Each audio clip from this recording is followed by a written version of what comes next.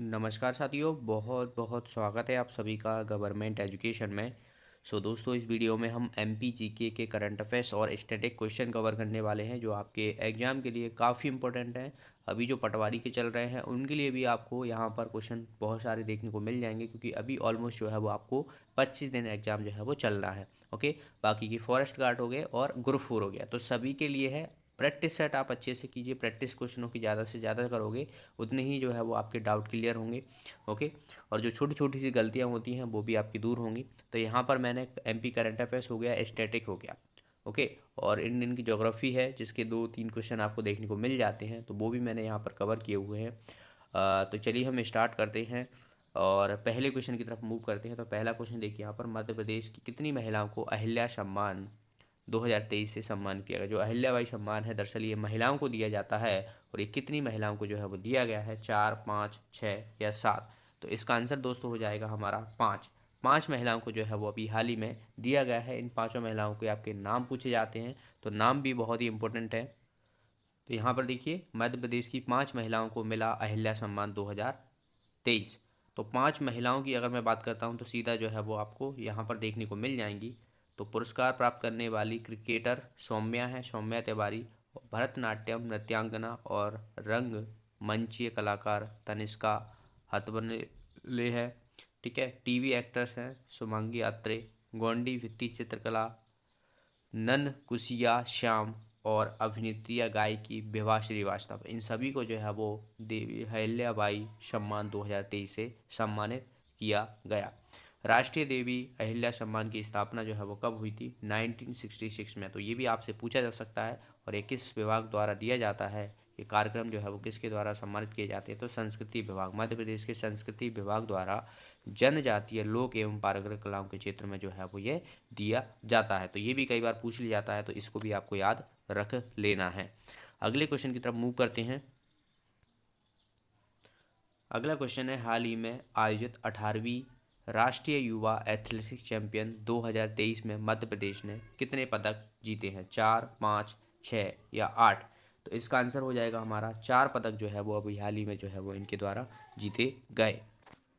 और इसका आयोजन जो है वो कहाँ पर हुआ था? कर्नाटक में हुआ था। तो ये भी आपको याद रख लेना। 18वीं राष्ट्रीय युवा एथलेटिक्स चैंपियन जो है वो 2023 में मध्य प्रदेश ने जो है वो 4 पदक जीते हैं। अगले क्वेश्चन की तरफ मूव करते हैं, और अगला क्वेश्चन आपके सामने है कि मध्य प्रदेश के किस शहर को कपड़ों का शहर कहा जाता है? कई बार ये क्वेश्चन रिपीट हुआ है, आगे भी आपको देखिए बहुत सारे क्वेश्चन ऐसे होते हैं जो सीधा सीधा जो है वो आपको रिपीटेड क्वेश्चन देखने को मिलते हैं। तो कपड़ों का शहर जो है वो किसे कहा जाता है? जबलपुर, इंदौर, ग्वालियर या भोपाल। इसका आंसर हो जाएगा हमारा इंदौर। इंदौर को देखिए मिनी मुंबई कहा जाता है, कपड़ों का शहर कहा जाता है, औद्योगिक नगरी के नाम से जाना जाता है। तो ये सभी आपको पता होना चाहिए। इंदौर में जो है एक लाल बाग पैलेस है। ये कई बार क्वेश्चन पूछा गया है, किस नदी के किनारे है, कहाँ पर स्थित है? तो इंदौर में स्थित है, और ये खान नदी के किनारे आपको देखने को मिलता है। बाकी के इंदौर जो है वो बात की जाए तो सबसे अधिक जनसंख्या आपको देखने को मिलती है यहीं पर इंदौर में। और देश की पहली वाटर प्लस सिटी के नाम से भी जाना जाता है। सीएनजी बायो प्लांट भी यहाँ पर स्थापित किया गया है। शीश महल हो गया, ठीक है, रजवाड़ा हो गया, ये भी आपको इंदौर में ही देखने को मिलता है। तो सारे के सारे जो स्टैटिक पोर्शन है इंदौर के बारे में आपको सभी को पता होना चाहिए। देवी अहिल्याबाई एयरपोर्ट हो गया, नेहरू स्टेडियम हो गया, होलकर स्टेडियम हो गया, ये सभी भी आपको इंदौर में देखने को मिलेंगे। और आईआईटी और आईआईएम दोनों ही आपको जो है वो इंदौर में देखने को मिलते हैं। चलिए अगले क्वेश्चन की तरफ बढ़ते हैं, और अगला क्वेश्चन, नेक्स्ट क्वेश्चन की तरफ बढ़ते हैं। देखिए अभी थोड़ी लाइव क्लासेस नहीं हो पाएंगी, बिकॉज अभी मैं घर पे हूँ और मेरी तबीयत भी थोड़ी जो है वो ख़राब हो चुकी है, और लैपटॉप जो है वो थोड़ा, वो भी उसका चार्जर जो है वो फूक चुका है। तो ऑलमोस्ट जो है वो ये सही करने में जल्दी, पर मोस्टली जो है वो 2-3 दिन में लाइव क्लासेस स्टार्ट हो जाएंगी। आज का जैसा वादा था मेरा कि 1 तारीख से आपकी क्लासेस स्टार्ट होंगी, तो ऑफलाइन हो या ऑनलाइन हो, ठीक है। तो आपको बस सीधा सीधा सा जो है वो आपकी अपनी पढ़ाई पे फोकस करना है। आपके पास जो ग्रुप 4 की तैयारी खासकर जो लोग कर रहे हैं उनके पास ऑलमोस्ट जो है वो 3 मंथ हैं। तो इन 3 मंथों में आपको अच्छे से प्रिपरेशन करना है। ओके, चलिए अगले क्वेश्चन की तरफ बढ़ते हैं, और अगला क्वेश्चन है यहाँ पर आप देखोगे कि मध्य प्रदेश के किस शहर में विक्रम नाट्य समारोह 2023 का आयोजन किया गया? इंदौर, उज्जैन, जबलपुर या बात की जाए ग्वालियर। तो इसका आंसर क्या हो जाएगा हमारा? देखिए आपको पता हो तो विक्रम ऑलमोस्ट जो है वो सारी चीज़ें जो है वो आपको इंदौर उज्जैन से संबंधित देखने को मिलती हैं, तो वहीं पर जो है वो आपको यह नाट्य समारोह का आयोजन किया गया। अभी हाल ही में जो है वो आयोजन किया गया है, तो उज्जैन जो है वो इसका आंसर हो जाएगा। उज्जैन जो है वो शिप्रा नदी के किनारे स्थित है। इसको जो है वो यहाँ पर आपको महाकालेश्वर मंदिर, महाकुल कॉरिडोर जो है वो आपको देखने को मिलता है, महालोक कॉरिडोर। ओके, और जो कालियादह है ये भी आपको यहीं पर देखने को मिलता है। तो संदीपनी आश्रम हो गए जहाँ पर भगवान कृष्ण और बलराम ने जो है वो शिक्षा प्राप्त की थी। तो ये भी कई बार क्वेश्चन पूछ लिया जाता है। कर्क रेखा एग्जैक्ट जो है वो महाकालेश्वर मंदिर के जो है वो ऊपर से निकलती है। और विक्रम नाट्य समारोह भी आपको देखने को मिलता है। कालिदास समारोह भी आपको उज्जैन में देखने को मिलता है, तो इसे भी आपको याद रख लेना है। संस्कृति जो विश्वविद्यालय वो भी आपको इंदौर में देखने को मिलता है। तो ये सारे के सारे फैक्ट आपको उज्जैन के बारे में जो है वो पता होना चाहिए। अगले क्वेश्चन की तरफ बढ़ते हैं, और अगला क्वेश्चन आप देखिए यहाँ पर कि हाल ही में आयोजित खेलो India youth game Madhya Pradesh के 8 शहरों में आयोजित किया गया। प्रथम स्थान प्राप्त करने वाला कौन रहा? प्रथम स्थान पर कौन रहा, ये क्वेश्चन मैं आपको बता दूं। अभी हाल ही में जो है वो अपेक्स यानी जिला सहकारी बैंक के जो एग्जाम हुए थे उसमें ये क्वेश्चन पूछा गया था। एग्जैक्ट जो है वो ऐसे ही क्वेश्चन नहीं था, पर उसमें जो है वो तालिका के प्रथम स्थान पर इतने गोल्ड, इतने सिल्वर और टोटल जो है मेडल 161 जो है वो किसके द्वारा जीते गए और प्रथम स्थान पर रहा। कुछ इस तरीके से क्वेश्चन था, तो मैंने थोड़ा सा जो है वो मॉडिफाई कर दिया है। तो आप सभी को पता होगा पहले स्थान पर जो है वो महाराष्ट्र रहा था, तो इसका आंसर हो जाएगा हमारा ए ऑप्शन। दूसरे पर हरियाणा, तीसरे पर मध्य प्रदेश और चौथे पर जो है वो बात की जाए तो राजस्थान रहा था। और मध्य प्रदेश के 8 शहरों में दरअसल जो है आयोजन हुआ था। इस पर मैं ऑलरेडी जो है वो वीडियो बना चुका हूँ, तो यहीं से डायरेक्ट जो है वो क्वेश्चन आपसे पूछा गया था। 31 से 11 फरवरी तक जो है वो यह आयोजन किया गया था। 5वां खेलों का आयोजन था ये। पहला जो है वो 2018 में दिल्ली में हुआ था, और 8 शहरों में आयोजित हुआ था। आपको पता होना चाहिए 8 शहरों में: भोपाल, इंदौर, ग्वालियर, उज्जैन, महेश्वर, जबलपुर, मंडला और बालाघाट में। ओके, वहीं बात की जाए तो आप देखिए यहाँ पर 161, ठीक है, टोटल मेडल जो है वो महाराष्ट्र के द्वारा प्रथम स्थान पर रहा देखने को। फिर हरियाणा, फिर मध्य प्रदेश। मध्य प्रदेश ने जो है वो 39 जो है वो गोल्ड, 30 सिल्वर, 27 ब्रॉन्ज के साथ टोटल जो है वो 96 पदक जो है वो जीते और तीसरे स्थान पर रहा था। ओके, तो ये भी आपको याद रख लेना। और जो मस्कट है आप देखोगे ये टाइगर आसा है, मोंगली जो है वो यहाँ का मस्कट देखने को मिला था। तो ये भी दोनों चीज़ें आपको याद रख लेना है। बाकी के ये सब सारी चीज़ें मैं आपको बता चुका हूँ। अगला क्वेश्चन आपके सामने है, मध्य प्रदेश के मोहनलाल बमोरिया किस खेल से संबंधित है? तैराकी, मलखम्ब, घुड़सवारी और बात की जाए शूटिंग। तो मैंने इसको भी वीडियो बना चुका हूँ। जो अवार्ड दिए गए थे, एकलव्य हो गया, विश्वामित्र हो गया, प्रभास जोशी हो गया, ठीक है, तो उनमें से जो है वो आपको एक मोहनलाल बमोरिया जो है वो किस खेल से संबंधित है वो मैंने आपको ऑलरेडी कवर करा चुका हूँ। तो मैंने आपको बताया था कि ये मलखम्ब के खिलाड़ी हैं और ये उज्जैन के हैं। तो उज्जैन में जो है वो आपको पता हो तो मलखम्ब जो है वो ज़्यादातर वहाँ पर चीज़ें देखने को मिलती हैं। मलखम्ब अकेडमी हो गई। तो मोहन लाल बमोरिया जो है वो ये मलखम्ब के खिलाड़ी हैं। तो इनका नाम याद रख लेना है और एक खेल याद रख लेना है। देखिए, खेल और नाम दोनों ही जो है वो आपसे पूछे जाते हैं कि किस खेल से संबंधित है खिलाड़ी। तो उज्जैन जो है वो उज्जैन के हैं ये, और मलखम्ब के खिलाड़ी हैं। अगले प्रश्न की तरफ बढ़ते हैं। अगला क्वेश्चन है यहाँ पर, अटल बिहारी वाजपेयी भारतीय सूचना प्रौद्योगिकी एवं प्रबंधन संस्थान मध्य प्रदेश के किस शहर में स्थित है? ये एग्जैक्ट ऐसा ही क्वेश्चन जो है वो आपको पटवारी में एग्जाम में अभी देखने को मिला था, पिछले ही 24 तारीख की सेकंड शिफ्ट में। ओके, तो एज इट इज़ ऐसा ही क्वेश्चन था, और ये क्वेश्चन मैं ऑलरेडी जो प्रैक्टिस सेट कराए थे वहाँ पर सारे क्वेश्चन मैंने करवाए हुए हैं। तो इसका आंसर क्या हो जाएगा हमारा? ग्वालियर जो है वो इसका आंसर हो जाएगा। ग्वालियर में जो है वो अटल बिहारी वाजपेयी भारतीय प्रौद्योगिकी सूचना प्रौद्योगिकी एवं प्रबंधन संस्था जो है वो आपको देखने को मिलती है। ग्वालियर में बहुत सारी चीज़ें हैं, जैसे कि ग्वालियर के किले को पूर्व का रत्न जो है वो कहा जाता है, जो कि सूरज सेन के द्वारा बनवाया गया था। गुजरी महल हो गया, सासबहू मंदिर हो गया, जय विलास पैलेस हो गया। और बात की जाए तो ग्वालियर में एक अभ्यारण्य भी है, आपको पता हो तो घाटी गांव अभ्यारण्य। तो ये भी कई बार जो है पूछा जाता है। बिलौआ की गुफाएं भी आपको ग्वालियर में ही देखने को मिलती हैं। ड्रोन मेला का आयोजन ड्रोन स्कूल ग्वालियर में जो है वो स्थापित किया गया था। ड्रोन स्कूल जो है वो माता ज्योतिरादित्य सिंधिया के द्वारा जो है वो देखने को मिला था उसका उद्घाटन, और उन्हीं के द्वारा जो है वो स्थापित किया गया ग्वालियर में। आगे बात की जाए तो अगले क्वेश्चन की तरफ मूव करते हैं। और अगला क्वेश्चन देखिए यहाँ पर क्या है कि मालवा के पठार में किस प्रकार की मिट्टी पाई जाती है? बहुत ही आसान सा प्रश्न है, लाल, काली, पीली या जलोढ़ मिट्टी। तो मालवा के पठार जो कि लावा से निर्मित है, और आपको पता होना चाहिए कि यहाँ पर जो है वो काली मिट्टी पाई जाती है। मालवा की गंगा किसे कहा जाता है, तो क्षिप्रा नदी को कहा जाता है, जो कि कांकरी पहाड़ी से जो है वो निकलती है, और क्षिप्रा नदी के किनारे ये आपको कुंभ का मेला देखने को मिलता है। तो मालवा के पठार की बात की जाए तो काली मिट्टी आपको देखने को मिलती है, और मालवा के पठार की जो सबसे ऊंची चोटी है उसका नाम है सिगार। तो ये भी आपको याद रख लेना है, ये भी कई बार पूछ लिया जाता है। अगले क्वेश्चन की तरफ बढ़ते हैं, और अगला क्वेश्चन है यहाँ पर, निम्न में से मालाबार तट कहाँ पर स्थित है। देखिए भारत में जो है वो अलग अलग जो है वो तटों पर जो है वो अलग अलग नाम दिया गया है। तो वहीं पर आप पूछा गया है कि मालाबार तट जो है वो कहाँ पर स्थित है, महाराष्ट्र में, केरल, तमिलनाडु या उड़ीसा। तो इसका आंसर क्या हो जाएगा हमारा, केरल। केरल में जो है वो स्थित है मालाबार तट, आपको पता होना चाहिए। केरल केरल जो है वो मसालों के लिए काफ़ी जाना जाता है। तो ये क्वेश्चन जो है वो काफ़ी बार जो है वो पूछा गया है, तो इसे भी आपको याद रख लेना है। और सबसे अधिक जो तटीय रेखा अगर आपसे पूछ जाए कि भारत में सबसे अधिक तटीय रेखा किस राज्य की है, और ये बहुत बार क्वेश्चन जो है वो पूछा भी गया है, तो याद रख लेना है गुजरात। ओके, गुजरात की जो है वो सबसे बड़ी तटीय रेखा है। बाकी ऑल ओवर बात की जाए तो देखिए सभी को मिला के पूरा जो तटीय भारत का जो तटीय रेखा है पूरा जो है वो 75, तो अप्रोक्स जो है आप इतना याद रख लेना है, 7,500, 7,014 कुछ करके है, तो ऑप्शन आपको इतना मिल जाएगा। जो मेन लैंड है अगर आपसे वहाँ से पूछे जाए तो 6,100 कर देना, ठीक है। मेन लैंड मतलब जो है वो जैसे अंडमान निकोबार द्वीप छोड़ दिया, और जो मेन जो भारत का तटीय रेखा है तो उसकी पूछा जाए तो 6,100 याद रख लेना है किलोमीटर में। ओके, तो ये दोनों ही क्वेश्चन जो है वो कई बार पूछ लिया जाता है, तो इसको भी आपको याद रख लेना है। अगले क्वेश्चन की तरफ बढ़ते हैं, और अगला क्वेश्चन है, पुंज लॉयड हथियार बनाने की फैक्ट्री कहाँ पर स्थित है। पुंज लॉयड दरअसल जो है वो गोलियाँ, जो बंदूक रहती है उनकी गोलियाँ बनाई जाती है।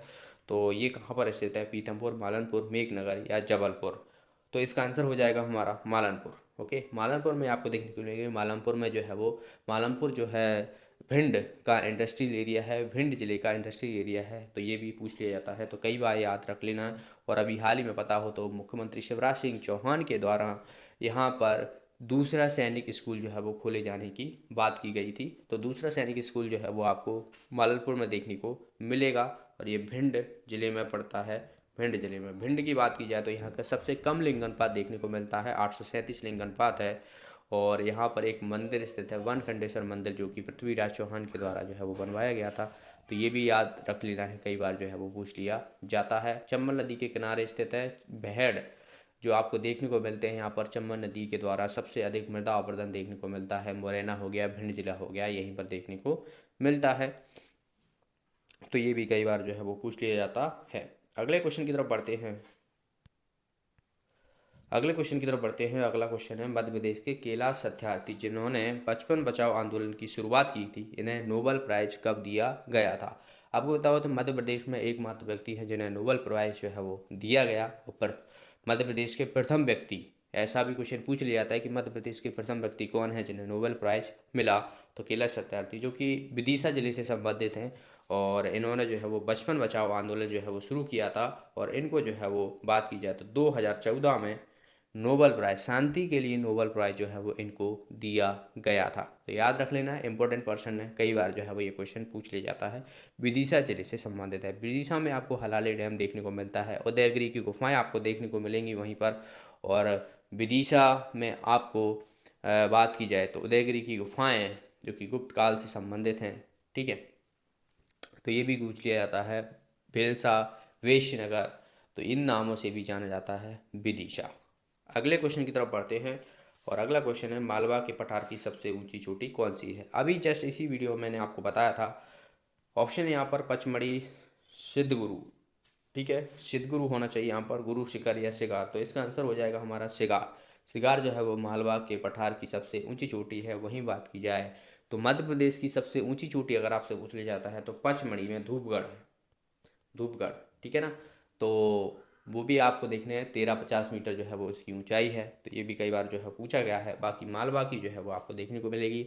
अरावली पर्वत की सबसे ऊंची चोटी पूछा जाए तो गुरु शिखर है, जो कि आपको मध्य प्रदेश और राजस्थान हो गया उनकी सीमा को बनाती है। चंबल नदी भी आपको याद रख लेना है, मध्य प्रदेश और राजस्थान की सीमा बनाती है।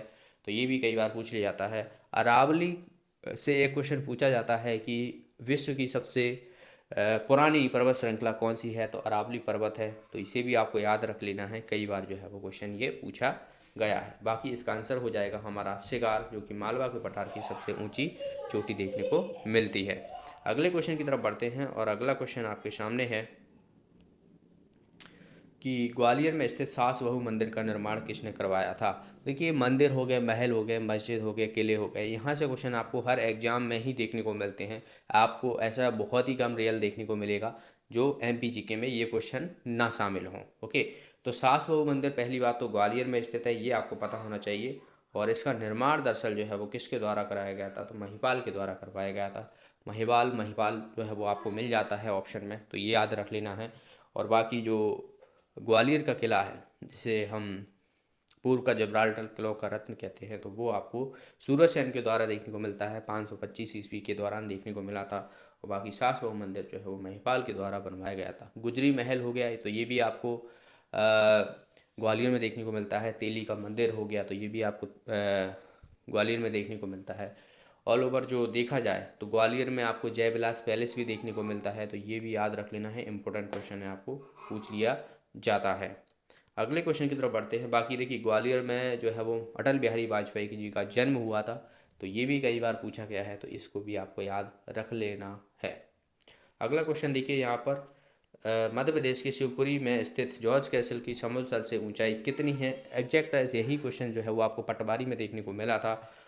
तो जॉर्ज कैसल जो कि आपको माधवराव सिंधिया जो माधव नेशनल पार्क जो है शिवपुरी में स्थित है, तो वहीं पर जो है वो ये देखने को मिलता है। दरअसल जॉर्ज जो है आए थे यहाँ पर, उनकी ठहरने की व्यवस्था के लिए ये बनवाया गया था। और इसकी जो है वो समुद्र तल से ऊंचाई की बात की जाए तो 484, ठीक है, 484 मीटर जो है वो इसकी ऊंचाई है समुद्र तल से। और ये शिवपुरी में स्थित देखने को मिलता है। माधव नेशनल पार्क आपको शिवपुरी में देखने को मिलेगा, तो ये भी कई बार जो है वो पूछ लिया जाता है। सांक्य सागर हो गया, ठीक है, और माधवराव सिंधिया का महल भी जो है वो आपको शिवपुरी में देखने को मिलता है। देखिए, काफ़ी कन्फ्यूजन होता है, जयविलास पैलेस हो गया, माधव सिंधिया का महल हो गया, तो इन दोनों में काफ़ी कन्फ्यूजन होता है। माधवराव सिंधिया महल अगर आपसे पूछ लिया है तो शिवपुरी लगाना, और जयविलास पैलेस आपसे पूछा जाए तो आप ग्वालियर लगाना। ओके, तो दोनों ही चीज़ें आप याद रख लेना। इसका आंसर क्या हो जाएगा हमारा, बी ऑप्शन जो है वो इसका आंसर हो जाएगा। बाकी समाधि भी आपको, माधवराव सिंधिया की समाधि भी आपको शिवपुरी में ही देखने को मिलती है, क्योंकि ये उनकी पर्यटन नगरी के नाम से जो है वो जानी जाती है। ग्रीष्मकालीन राजधानी के नाम से भी जाना जाता है शिवपुरी को, ठीक है, तो ये भी आप याद रख लेना। अगले क्वेश्चन की तरफ बढ़ते हैं और अगला क्वेश्चन है, भारत में सबसे पहले सती प्रथा के साथ जो है वो कहाँ पर देखे गए। होशंगाबाद, जबलपुर, सागर या रायसेन। तो सभी को पता होना चाहिए इसका आंसर, तो काफ़ी फेमस क्वेश्चन है। एरन अभिलेख जो देखने को मिलते हैं वो सागर में देखने को मिलते हैं, जो भानुगुप्त के टाइम के माने जाते हैं। और सती प्रथा के साथ से जो है वो सबसे पहले भारत में वहीं पर देखने को मिले थे। तो इसका आंसर क्या हो जाएगा हमारा, सागर जो है वो इसका आंसर हो जाएगा। और सागर, ठीक है। और भारत का जो स्विट्जरलैंड है वो किसे कहा जाता है, सागर को कहा जाता है। दरअसल ये नाम दरअसल पंडित जवाहरलाल नेहरू के द्वारा दिया गया था। और यहीं पर आपको सागर में नौरा देही अभ्यारण्य, जो कि मध्य प्रदेश का सबसे बड़ा अभ्यारण्य है, तो ये भी आपको देखने को मिलता है। सागर, दमोह हो गया, तो इस जगह में फैला हुआ है नौरा देही अभ्यारण्य। डॉक्टर हरि सिंह गौर विश्वविद्यालय, जो कि मध्य प्रदेश की प्रथम विश्वविद्यालय है, तो ये भी आपको सागर में ही देखने को मिलती है, तो इसको भी आपको याद रख लेना है। लाखा बंजारा झील भी आपको सागर में देखने को मिलती है, तो इसको भी आपको याद रख लेना है। धमौनी उर्स का मेला सागर में आयोजित होता है, तो इसे भी आपको याद रख लेना है। अगले क्वेश्चन की तरफ मूव करते हैं और अगला क्वेश्चन देखिए यहाँ पर, बनखंडेश्वर मंदिर जो है वो किस जिले में स्थित है। दतिया, ग्वालियर, भिंड या मुरैना। तो इसका आंसर हो जाएगा हमारा भिंड। देखिए, बनखंडेश्वर मंदिर का निर्माण जो है वो किसके द्वारा करवाया गया था, तो ये क्वेश्चन काफ़ी पूछ लिया जाता है। तो पृथ्वीराज चौहान के द्वारा जो है वो ये बनवाया गया था, और काफ़ी फेमस मंदिर है, यह भगवान शिव को समर्पित है। तो बनखंडेश्वर मंदिर जो है वो आपको भिंड जिले में देखने को मिलता है। भिंड जिले में अटेर का किला भी आपको देखने को मिलेगा। गोहद का किला, जो कि भिंड में ही पड़ता है, जो कि भीम सिंह के द्वारा बनवाया गया था। तो गोहद एक तहसील है दरअसल भिंड जिले की, तो ये भी जो है वो गोहद का किला आपको भिंड जिले में देखने को मिलता है। अटेर का किला हो गया, तो ये भी आपको याद रख लेना है। तो इसका आंसर क्या हो जाएगा हमारा, सी ऑप्शन जो है वो इसका आंसर हो जाएगा। अगले क्वेश्चन की तरफ मूव करते हैं और अगला क्वेश्चन है बटेश्वर के मंदिरों का समूह मध्य प्रदेश के किस जिले में देखने को मिलता है? दतिया, ग्वालियर, भिंड या मुरैना? देखिए बटेश्वर के मंदिर जो है वो बहुत सारे मंदिरों का समूह है, वहाँ पर बहुत सारे मंदिर आपको देखने को मिलेंगे और ये आपको देखने को मिलता है मुरैना में। मितावली एक जगह है, मितावली से है जो है वो वहीं पर आपको बटेश्वर के मंदिर जो है वो समूह देखने को मिलता है। और यहाँ पर जो मंदिर हैं दरअसल जो है वो डाकुओं के रहने की जो है वो देखने को मिलता है और ये सभी मंदिर जो है वो वहाँ पर शिवलिंग देखने को मिलते हैं। तो इसका आंसर क्या हो जाएगा? मुरैना। मुरैना सबसे उत्तरी जिला है, ये कई बार जो है वो क्वेश्चन पूछा गया है। सबसे कम शिशु लिंग अनुपात आपको देखने को मिलता है तो मुरैना में देखने को मिलता है। मुरैना में आपको देखिए काकड़ मठ देखने को मिलता है, कक्कड़ मठ जैसे नाम से जाना जाता है। ठीक है, तो ये भी आपको पता होना चाहिए। और मुरैना में आपको जो 64 योगिनी मंदिर है तो वो भी आपको मुरैना में देखने को मिलता है, तो इसको भी आपको याद रख लेना है। अगले क्वेश्चन की तरफ हम मूव करते हैं और अगला क्वेश्चन आप देखिए, इंदिरा गांधी मानव संग्रहालय की स्थापना कब की गई थी? ओके, तो इंदिरा गांधी मानव संग्रहालय की स्थापना कब हुई थी? 1954, 1956, 1977, 1978? तो इसका आंसर हो जाएगा हमारा 1977 में जो है वो इसकी स्थापना हुई थी। और ये कहाँ पर देखने को मिलता है? तो भोपाल में देखने को मिलता है। सबसे क्वेश्चन पहला तो यही पूछा जाता है कि इंदिरा गांधी मानव संग्रहालय, जो कि मानव संग्रहालय देश का पहला मानव संग्रहालय है, जो कि आपको भोपाल में देखने को मिलता है। 1977 में इसकी स्थापना हुई थी। इसमें आप जाओगे तो बहुत ही पुरातात्विक चीज़ें, आदि मानव के टाइम की जो है वो आपको यहाँ पर चीज़ें देखने को मिलेंगी और आप को जो है वो यहाँ पर जो श्यामला हिल्स है वहाँ पर देखने को मिलता है भोपाल में। भोपाल में देखिए वन विहार नेशनल पार्क हो गया, जहाँ पर टॉय ट्रेन जो है वो शुरू की गई थी, तो ये भी कई बार पूछा गया है। अभी करंट अफेयर्स का क्वेश्चन है तो याद रख लेना है। वन विहार नेशनल पार्क जो कि IUSU सर्टिफिकेट प्राप्त जो है वो नेशनल पार्क है। ओके, तो इसको आप याद रख लेना है। और देश की पहली 5G स्मार्ट सिटी जो है वो भोपाल है, 5G स्मार्ट सिटी। और दूसरा जो CNG बायो प्लांट स्थापित होना है मध्य प्रदेश में, वो भोपाल में आपको देखने को मिलेगा। और यहाँ का जो तालाब है, सबसे बड़ा तालाब, भोपाल को दरअसल जो है वो झीलों की नगरी कहा जाता है, तो यहाँ पर बहुत सारे तालाब देखने को मिलते हैं। और सबसे बड़ा जो तालाब है जो राजा भोज के द्वारा जो है वो बनवाया गया था, और राजा भोज की नगरी के नाम से जानते हैं भोपाल को।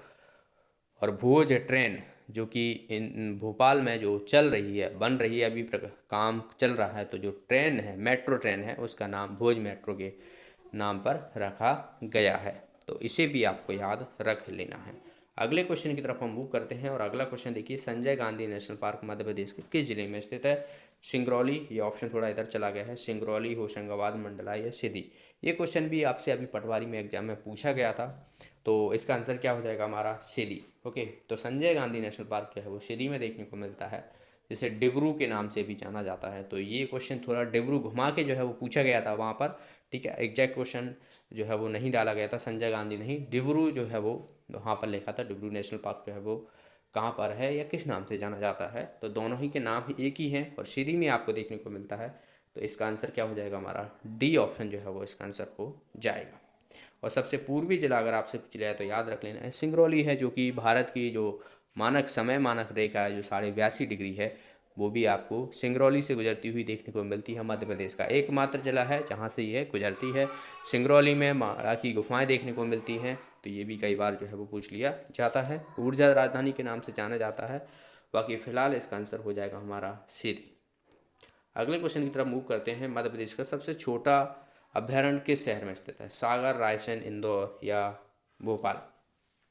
तो बहुत ही छोटा है, 2.34 किलोमीटर के वर्ग किलोमीटर के एरिया में जो है ये फैला हुआ है।